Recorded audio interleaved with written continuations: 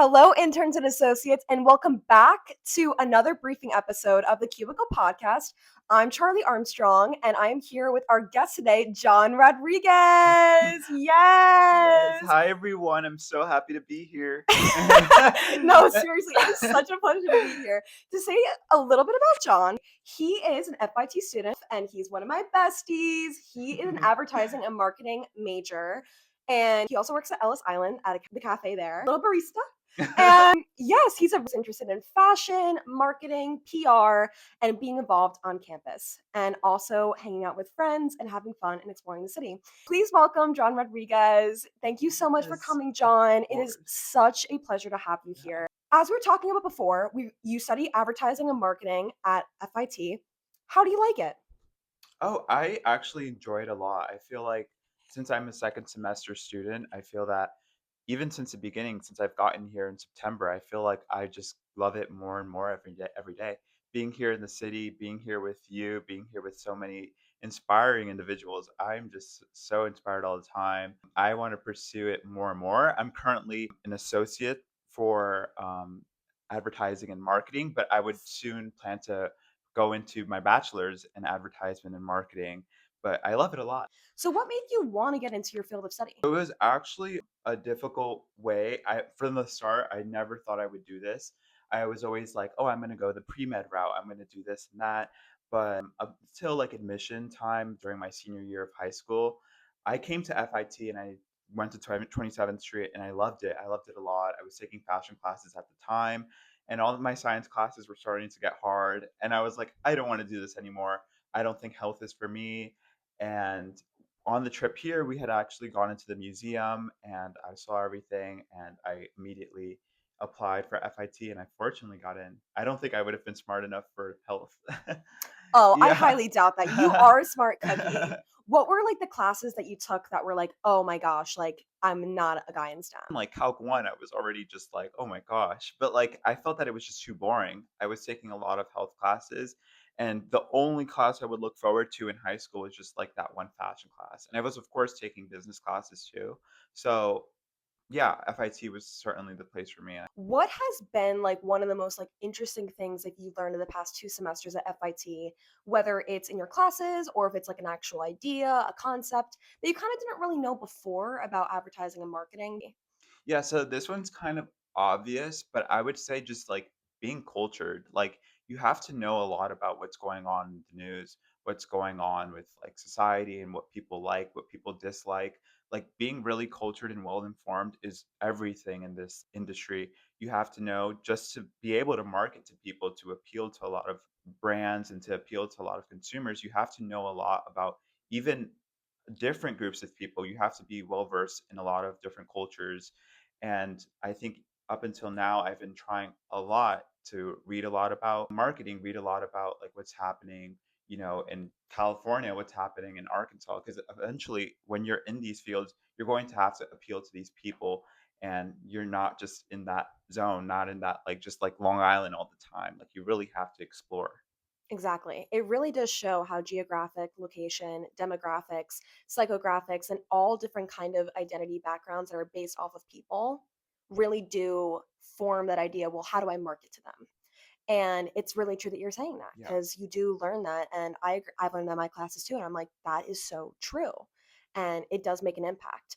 How are products and services now being advertised today to appeal to certain groups? So, I mean, every day you have to like wow the audience more than you did like yesterday. Like every day, people are becoming more and more impatient. People want short form content. And that's how I think it's really happening now. Like short form content can reach millions of people across the country without like having to do like a big campaign that costs millions of dollars. And that really appeals to people. I feel that, of course, having a huge spokesperson can, reach a ton of people.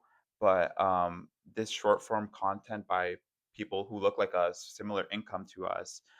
That's really what appeals to people and feels more authentic because I think that's what a lot of these, psychographic groups value. People value like authenticity. Short, sweet, but authentic. That's a Exactly. strategy. And I Yeah. feel like now as a society, we are losing our attention span by the Yeah. minute, right? Exactly. Yeah. We definitely are TikTok, 15 seconds, like, yeah.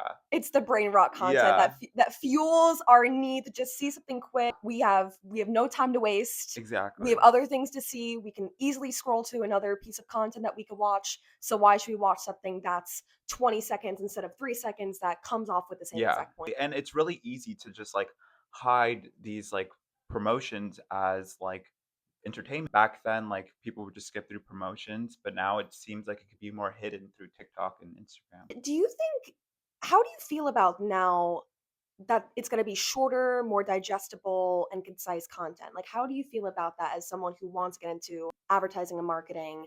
Do you think it's gonna still be in that direction? Yeah, I think having to stick to short form content definitely makes my future job more difficult because, you only have a certain amount of time because people just don't like it, and they don't like to be kind of promoted to. People are getting really good at realizing they're being promoted to, and you really have to just hide the fact. Like I was saying, you really have to hide the fact. And I think short form content, when it comes to that, you have to value quality over quantity. If it's being pushed like an extensive amount, I'm not trusting of a brand that's doing that because I mean, it just seems like you don't need it. People should already know about you and promote it because they really like you, not because you're paying thousands of dollars. How do you think AI has already had its finger on the pulse with advertising and marketing? And what do you think AI is going to do to impact advertising and marketing in the future? AI is huge right now. I think AI is going to continue to become bigger. And even though there's been a bit of resistance, that wave is just going to continue to get stronger. When it comes to marketing, again, like I was saying, we focus solely on culture and society. I think AI can't really understand that much. It's difficult for AI to appeal to humans because we so easily could just see it and be like, no, when I see AI on my For You page, I'm like, I don't want to watch this. I don't think AI can necessarily appeal to humans, at least yet. The few times I've seen it, like for example with the Coca-Cola ad, I think it's failed. I don't think people like it, but I think it could definitely be used as a tool, especially in the workplace. But again, like I don't see it ever taking over marketing yet. Do you think Yeah. it will maybe down the line, like within like 5 to 10 years? Maybe, but again, I think that right now people just value again like authenticity, and I don't see people just going that AI route. I think it values more on an interpersonal level. For example, like if you have to reach out to someone in PR, you want to hear like the true news. You don't want to hear AI. You want to hear the person. And there's so much noise. Like you want to hear actual people, not just AI. What are your long-term goals? Down the line, like let's say 5, 10 years, I definitely like to be a brand strategist, working more on the creative side, definitely doing, advertisements. I like copywriting. I'm also interested in PR. But as of now, I'm trying to get toes into the water as much as possible. But I definitely like to focus on those fields because I find that just more stimulating to my mind. Do you think there's issues regarding brand strategists right now or like the field in general? And like, how do you think you could maybe like help contribute and put your little touch into being involved with the industry? What brand strategists need to do is just become less tone deaf. And again, Mm. like tone deaf, like you have to just hear a lot of like what's happening in society, like environmentally. I know people who won't buy from certain brands because the brand has certain values or the brand is doing something or putting money towards something that they don't agree with. So I think as a brand, you really have to listen to the people and what the generation wants. What do you think are like other pet peeves that you kind of see through advertising and marketing, not only just through brand strategists, but then also just through, people who are influencers? I often see like poorly recycled just like promotion or promotion that's going based off of trends and not necessarily having a true identity. Like a lot of brands just, jump on the bandwagon when it comes to anything, when in reality they should just be standing on what they stand for and evolve personally, not with whatever people are doing or whatever people are like have going on with trends because trends nowadays are going super fast and I think brands have to just stick strong in that like wave of water rather than just following those. So if you want to be a brand strategist, you want to get into PR and all those different things, what internships would you want to land within maybe even this year or later this year, next year beyond? Do you have any Yeah. idea?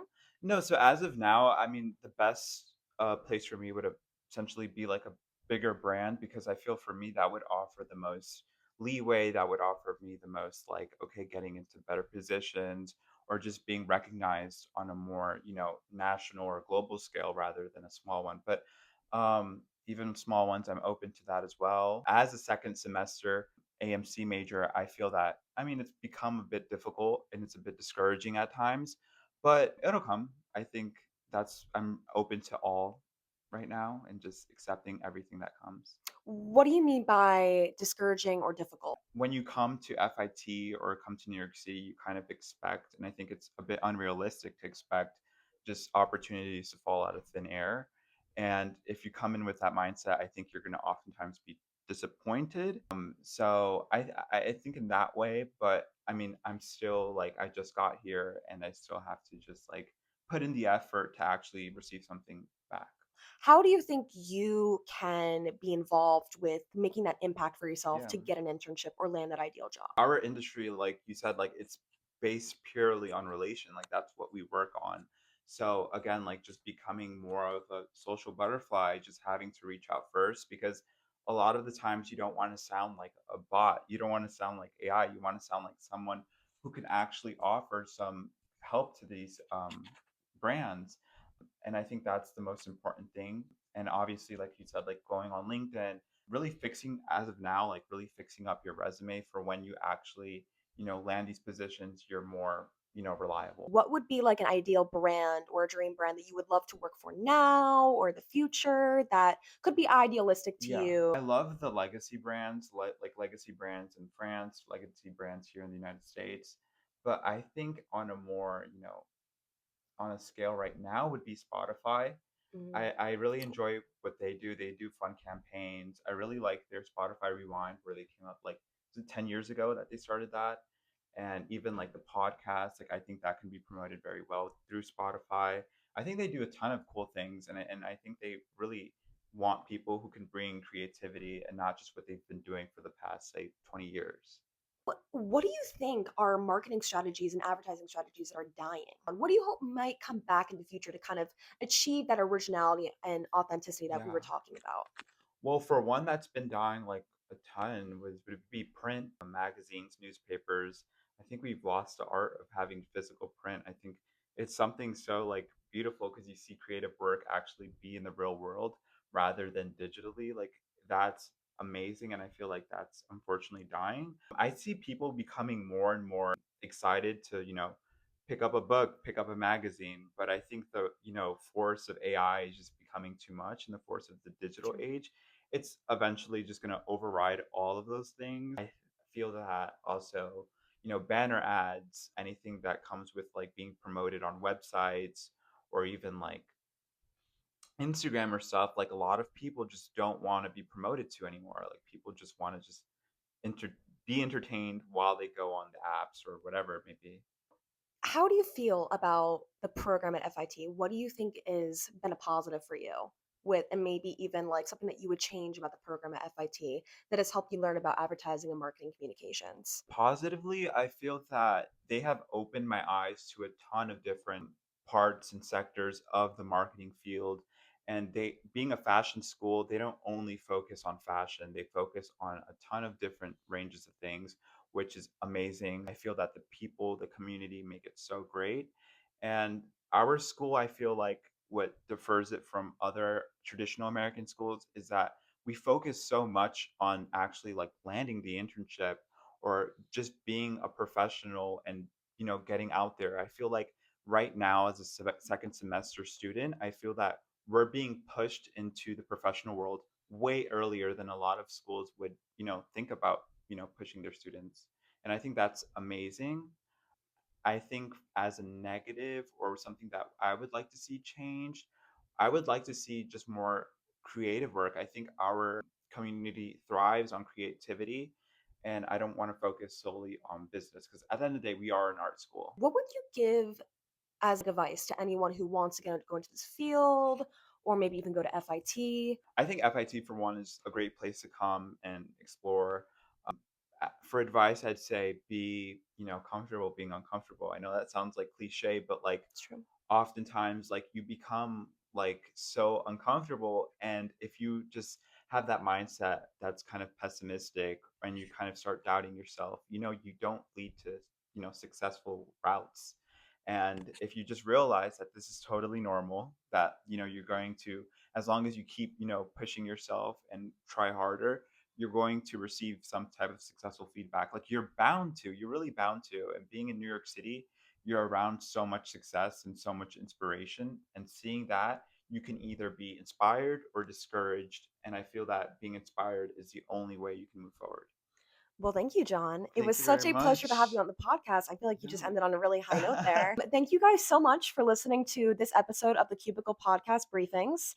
It's Charlie Armstrong here and John Rodriguez. We hope you guys enjoy and you learned all about advertising and marketing, whether that's the jobs, the opinions and takes on it, and also what the future can hold with John being a part of it, and then also for you guys being a part of it.